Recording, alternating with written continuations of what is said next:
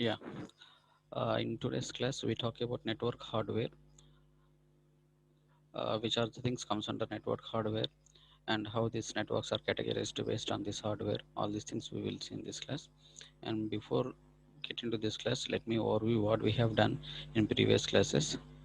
We have completed direction, how the data is moving from one direction another direction, like simplex flow, half duplex flow, and full duplex flow, like which we have seen the last topic.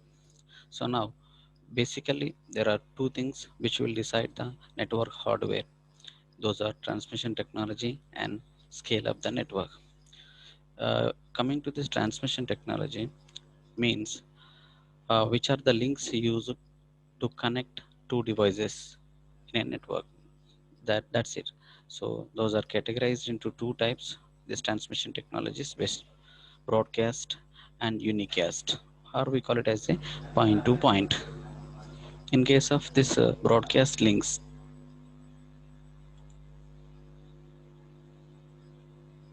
broadcast means uh, one packet is sent to everyone in the network, and later on, see this one, in this case two links are elaborated. One is point to point and another is multi point. In this case broadcast, I will explain multi point and broadcast, which are similar to each other. Only one difference is, in case of broadcast, all the members in the network are going to receive the packet from the system, whereas in case of multi-point, only selected group of people. For example, if you have 100 members in the class, I want to send a message to only 50 people in the class, that you can call it as a multicast. Whereas in broadcast links, I will send a message to everyone in the class, maybe 10 or maybe 20 or maybe 40, whatever it may be. So this way, broadcast and multicast links are distinguished. In case of point to point, it is individual communication. If you take two systems which are connected with point to point, the entire link capacity is dedicated for only two stations. No other station is allowed to take the bandwidth of this link, so that data transfer rate is very high in case of point to point, because the entire line is given to only two systems.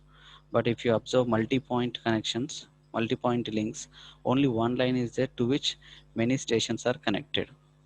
Only one line to which many lines are connected, so that automatically this link is shared by all the systems, so that burden on the link is increased, and there may be delay in the data transfer. So this way, if you use one link and which are to which all the stations are connected, that we call it as a multi-point.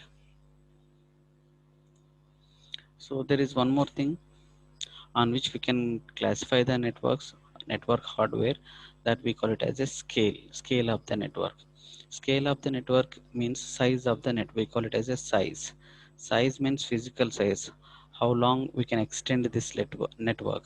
So based on this, the networks are categorized into personal area networks, local area networks, metropolitan networks, and wide area networks. Nowadays, internet comes under wide area because there is no limitation on the length we can connect to the system on the globe, whatever wherever the country it is, we can connect to it. That's the reason wide area network. Best example is internet, and there are other networks. I'll talk one by one. So these are the distance factors. These are approximate distance factors. A campus may spread over 1 kilometer or 2 kilometers, but generally a campus connect a network which is built inside a building or inside a room. These all are comes under local area networks. These network categorization is based on their scale. So based on this also we can identify which network hardware we require. If it is a LAN, which network hardware we require. If it is a MAN or wide area networks, which kind of devices we require to build up a network. All these things we will see based on their scale. And if you take personal area computer, this, it is very simple. Personal area computer in the sense, the computer which is connected with its equipment. Let us say my system is there, which is connected with a printer, which is connected with a mouse, scanner, all these things. I can call such thing as a personal area network. Very simple, very simple configuration it is. the devices which are connected to you right now. See, in house also, if you have a mobile to with which we can control AC, with which we can control a refrigerator, or we can control TV. So then you can call such a network as a personal area network, that you can do with the help of Bluetooth or infrared rays, whatever the medium that we use to control those devices. So this way we can call define personal area networks. And when it comes to this local area network, we have many systems scattered over a place. Like in a lab there are 100 systems. We want to make up a network. In a lab we have 100 systems, we want to make up a network. Then this comes under local area network.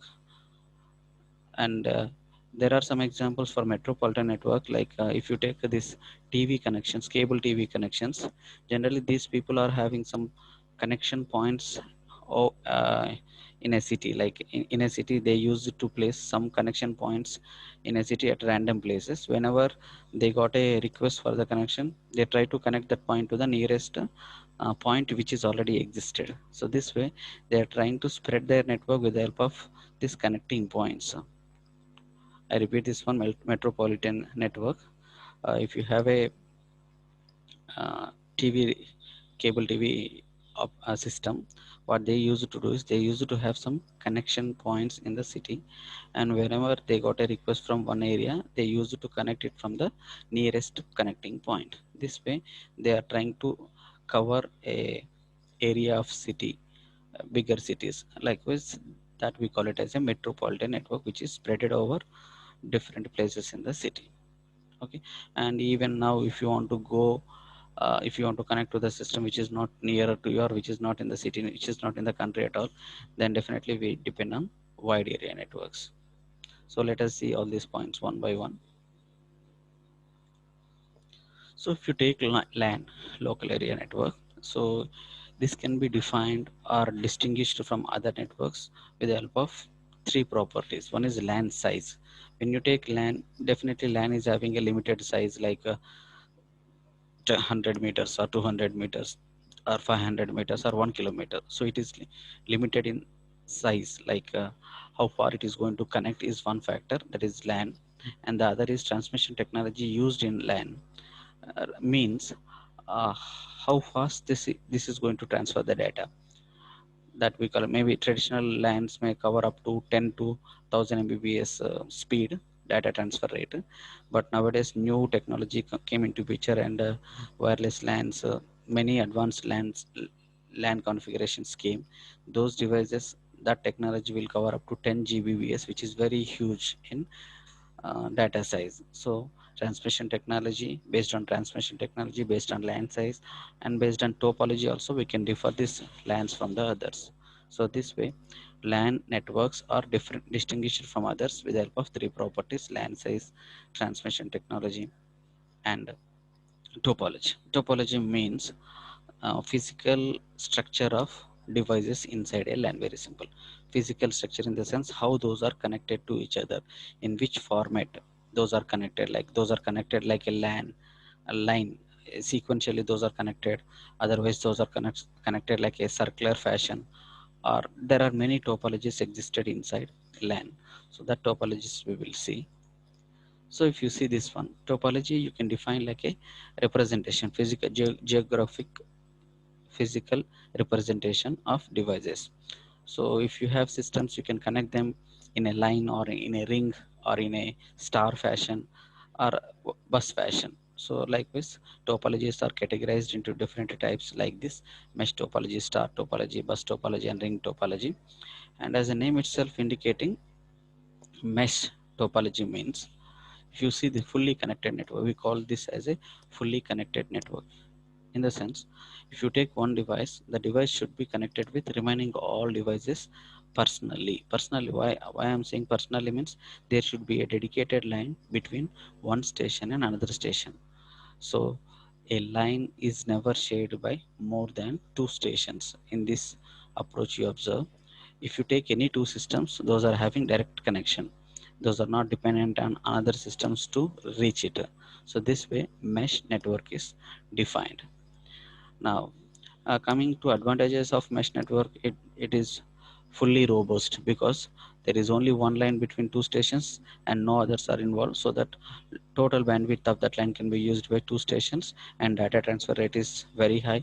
And from security point, no others are involved in a data transfer, because that line is given between only two systems, no other party is involved, so that there is no chance of getting other to steal your data. So secure, it is secure, and it is so robust in the sense, if there is a problem in one link, it doesn't mean that the entire network is shut down. So still the other network will continue, though there is a problem in the link. There one link, not all link. If there is a problem in a link, it is not having impact on the entire network model.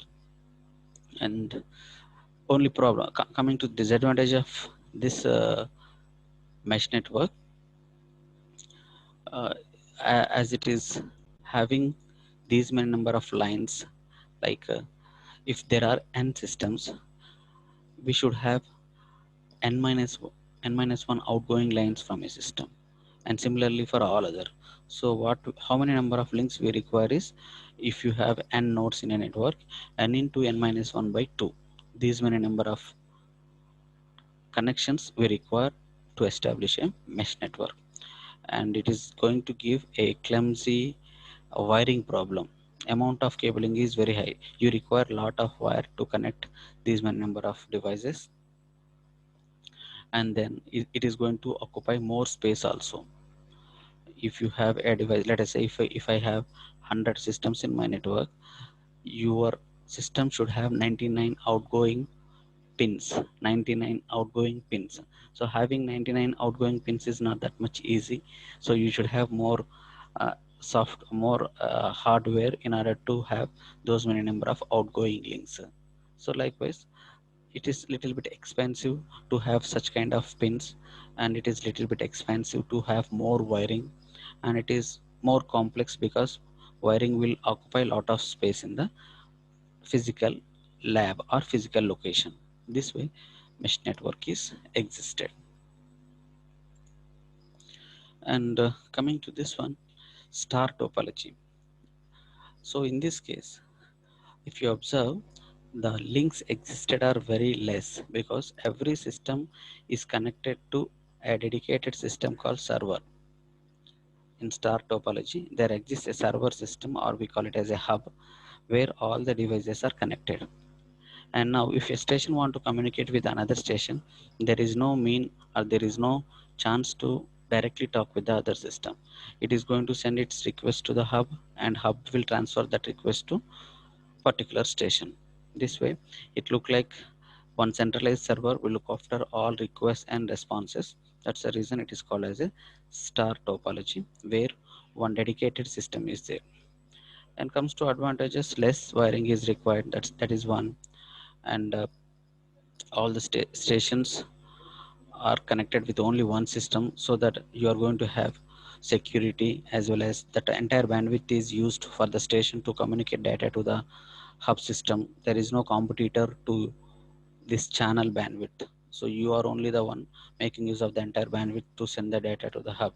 Likewise, we have some advantages in the form of bandwidth utilization, in the form of cable wiring, and complexity is very that complexity is a wiring complexity is avoided. It is a simple structure. But the problem is, when hub goes down, there is no network at all. If there is something problem in the hub, then no station will communicate with each other, because all are dependent on the hub system, which is a centralized system. But in previous, it is not like that.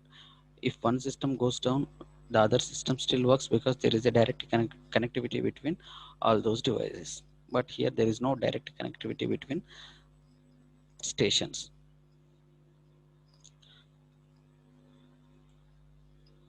And comes to this one, bus topology. Here what it is going to do is, only one cable is used to connect to an more than two systems. I repeat, there is only one line or one cable which is used to connect all the stations. How means, every line you take, that line you take, we are just tapping it, and there is a drop line, in the sense we are making our connection to that line. Again, if you want to add one more system, there is a drop line, again you can add. Likewise, one line is shared by all the systems. One line is shared by all the systems, so that wiring is very easy to install, because only one wire. In previous cases we require many wires to make some lines between server and the stations. Otherwise all stations are connected together, where we require more wiring. But in this case, less wiring and easy installation as compared to the previous scenarios. But only problem here is, when one line creates a tap, it is going to have some signal reflection. In the sense, when you cut a wire, definitely there is a drop of energy, of that signal, and this is going to cause a noise in the line. I repeat, if you have a single wire, let us say if you have a single wire between two stations, noise is very less because there is no inter disturbance in the middle. But what happens in this case is, single line is cut, uh, uh, having some cuts in the middle, so that every cut will introduce some noise. So when you want to talk to other systems, definitely noise also carried towards both direction, noise at left side and right side, both directions, it is going to cause disturbance. This way, if a cable is shared, between many stations, noise is created. And there is one more problem also, collision. Means, if two stations want to take the line, then the total data is collapsed, because data is collided and there is a loss of data. So in order to organize this one, there exist different kinds of algorithms to avoid this collision. Maybe it is static algorithm or dynamic algorithm. In case of static algorithm, every station is given with a time like t1, t2, t3. At a t1, first station is allowed to make use of the line. At t2 time, second station is allowed to make use of the line. Likewise, time based approach is there, and dynamic approach also there, based on the need. If one station want to communicate with other, and it is going to run some dynamic algorithms, whether the line is busy or not. If it is busy, how long it has to wait. Likewise, there exists some sort of criteria and algorithms which make use of a principle of dynamic dispatching or dynamic approach. So there are two approaches to get the line: static approach and dynamic approach. Static approach works based on the timing concepts, and dynamic approach, it is going to dynamically check whether it is line is busy or not. If it is busy, it is going to sit ideal. If it is not, then it is going to transfer the data. So no dedicated time is there in case of dynamic method. This way, this topology will work in lines. And comes to one more topology, which is a ring topology. We call it as a ring topology. Why it is named as ring means, all there is a wire which is in the shape of ring, circular ring. We call it as a circular ring, and all the stations are connected with repeaters. The repeater functionality is, it is going to amplify the signal. As I told you in the previous method, when there is a cut in the wire, it is going to create a noise, and in order to avoid that noise, your signal should be improved. Your signal's strength should be improved. That signal strength can be improved with the help of a dedicated device called repeater. So like, all the devices are connected in a line, a ring. Now how the communication is taken place means, actually ring and bus, these two are the examples of our broadcast links, because the links are shared by more than two systems. Now in this case, when a station want to send data to others, the data is given to all the systems, and all the systems are going to check whether it is intended for it or not. On the packet, the destination address is written. So now what happened means, it goes to second station, where it is going to check whether it is intended for me or not. If the IP address is not matching with the first station, then it is forwarded to second, third, fourth, fifth. Likewise, definitely there should be a match, and that system only accepts the data, remaining all ignore the data. This way the packets are transferred in broadcast links. This is one of the example for broadcast links.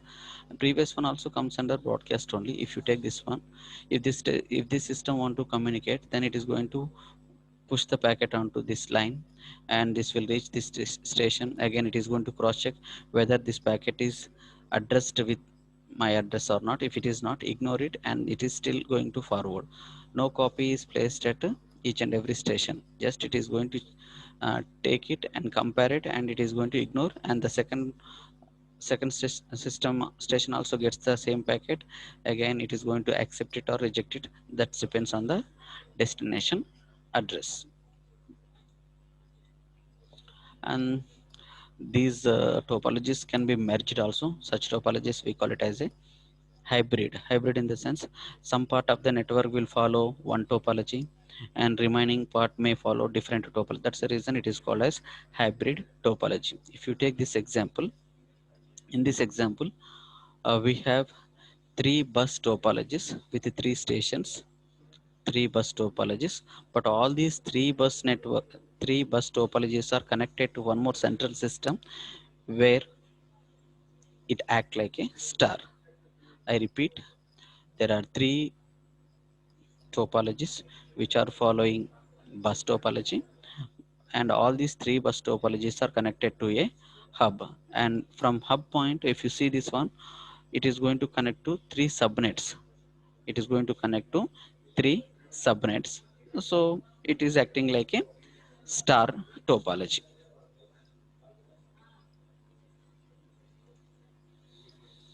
And here we have one more example, that is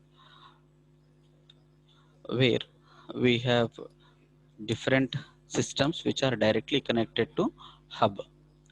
See there, a isolated LAN connecting 12 computers to a isolated LAN, in the sense these three are not separate LANs, all comes into one picture. If hub is having a capability of holding all the devices, and those all devices are directly connected to that hub. This way you can have one kind of architecture. See, there is no rule that we should follow this structure only. You can combine the structures wherever you require. Some part may follow one structure, other part may follow different structures. Likewise, this is one more kind. And comes to this one, metropolitan network. In case of metropolitan network, what we are going to have, we have our server where we want to, from where we want to give our data. But junction boxes means it's spread in the city, and it is going to connect those junction boxes to a head in a star topology. Junction boxes are connected to head through star topology, and then whenever you want to give a connection, and that connection is connected like a bus topology. If you see this we can call it as a bus topology. This is one more bus, and this is one more bus. The working principle in this model, it is metropolitan area network, means it is spread in a city where we are going to have some junction boxes. To that we are going to connect different devices like a bus structure. So this way such kind of networks are existed in over a city. So that we call it as a metropolitan networks. And comes to last one, wide area networks. In case of wide area networks, there is no restriction on the length. You can connect to the system over the globe wherever it is, but it is classified with two properties called transmission lines and switching lines.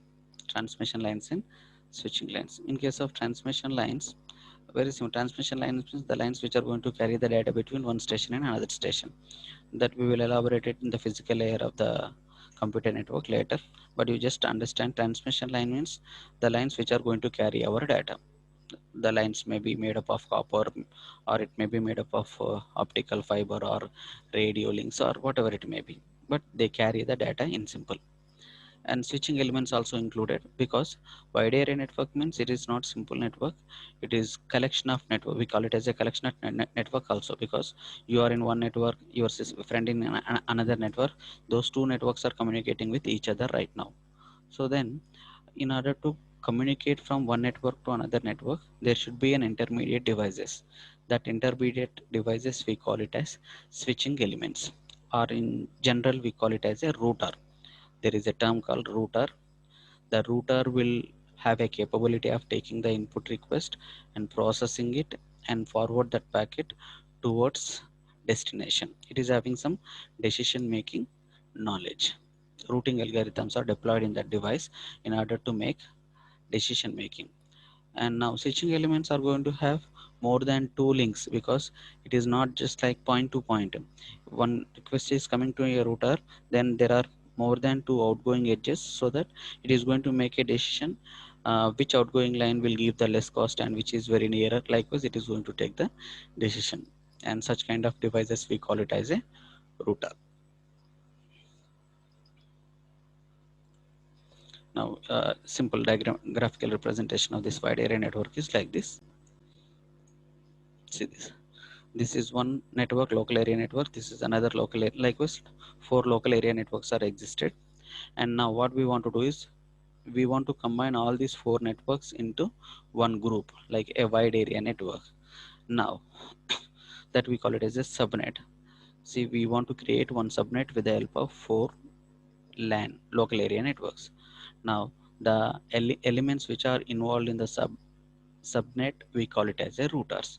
Now entire data from one network is passed to this router, and that router will take a decision how the data is forwarded. It is forwarded to nearest router, and if there are multiple paths, on which path the destination is located, all the things are taken by these elements. We call it as a router or switching elements. So this is wide area network example, one of the examples. There are many, so we can't draw exactly because it is a small subnet I have taken for example. And now when data comes to this one, see this, when data comes to a router, how the data is sent means, from a host system data is passed to a router. There are two techniques at router side. The two techniques we call it as store and forward technique is one, and another is packet switched network. Store and forward networks and packet switch. So store and forward in the sense, whatever the data coming from a host system is copied entirely into a router, totally copied. After receiving this content totally at router side, then it starts journey from this router to another router. After copying this data entirely, let us say you have 10 MB file. After receiving 10 MB file only, it is supposed to send the data towards the other router. So that we call it as a store and forward technique. There exists one more technique also, that we call it as a packet switched network. In store and forward network, if the file is having a bigger size, then we need to wait for a longer time to receive it. So instead of that, in packet switch network, whatever the data sent from a host system are divided into equal parts called as a packets, and then the packets are transmitted. Small packets are transmitted over the network, and the packets directly move from one device to another. These packets are given with sequence number. Let us say I have 10 MB data to be sent, but I make up my packet size as 1 MB. So I'm going to create 10 packet. If you have 10 MB data, 10 packets I will create. Each packet size is 1 MB. Then these packets are injected into the network, and these packets will follow the different paths to reach the destination. Now only one thing is, these packets may not move in a sequential order, like a packet may stuck at one path, the other packet may select one more path. So packet 2 may be waiting and packet 3 may reach the destination. Then what happens at destination side is all these packets are gathered and rearranged to make up the same meaning whatever sent from the sending process. This way, in packet switch network, these packets are pushed into the network randomly, pushed into the network randomly, and packet will search for its own path. Finally, after receiving at the destination, all these packets are rearranged. The process of rearranging is done with the help of sequence number. Every packet is given with a number called as sequence number. Always sequence numbers are in increasing order, 1 2 3 4 5 6, likewise. So if you got a packet 2, it means you are supposed to get one packet before it. Then once it is received, the packets are rearranged 1 and 2. Likewise, the total work is done at the receiver side. This is a concept of WAN in both technologies like store and forward technology and packet switched networks. And these are some of the examples where we can have this one switched WAN.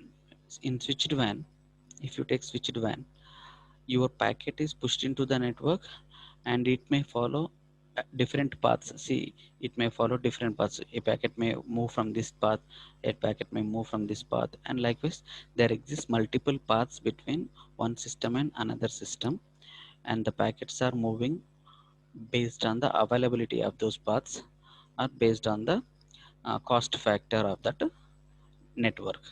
But if you see this system, in case of point to point WAN, a dedicated line is existed between two systems.